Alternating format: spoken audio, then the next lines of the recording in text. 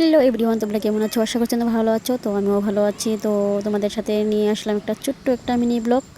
তো আমি সারাদিন মানে সন্ধ্যা পর্যন্ত কি করি সকাল থেকে সেটাই তোমাদের সাথে শেয়ার করলাম।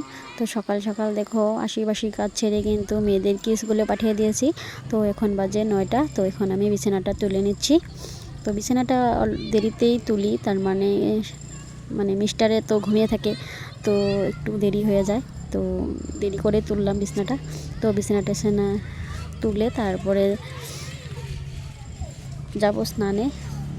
তো যাদের যাদের মানে স্কুলের বাচ্চা আছে তারা তো জানোই, তো সকাল সকালে কীরকম তাড়াহুড়ো করতে হয়। তো সকালে স্কুলে পাঠিয়ে দিয়ে কিন্তু আমি এসব করছি। তো বিছানা তুলে তারপরে কিন্তু ঘরটা মুছে স্নানও সেরে নিলাম।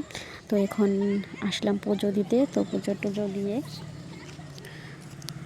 তো আমার পুজো দিতে খুবই ভালো লাগে। তো তোমাদের কার কার পুজো দিতে ভালো লাগে প্লিজ বলো। তো আমার তো খুব ভালো লাগে, কিন্তু আমি দিতে পারি না সময়ের জন্য। তো তারপরে কিন্তু পুজো দিয়ে এসে ভাত খেয়ে নিলাম। তো তারপরে কিন্তু আবার একটা ফোন আসলো।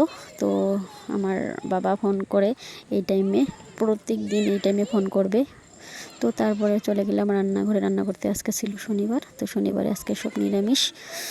তো তারপর দুপুরে খাওয়া দাওয়া করে কিন্তু চলে আসলাম আমার কাজে। আমার কাজ হচ্ছে আমার ছাগল পাহারা দেওয়া।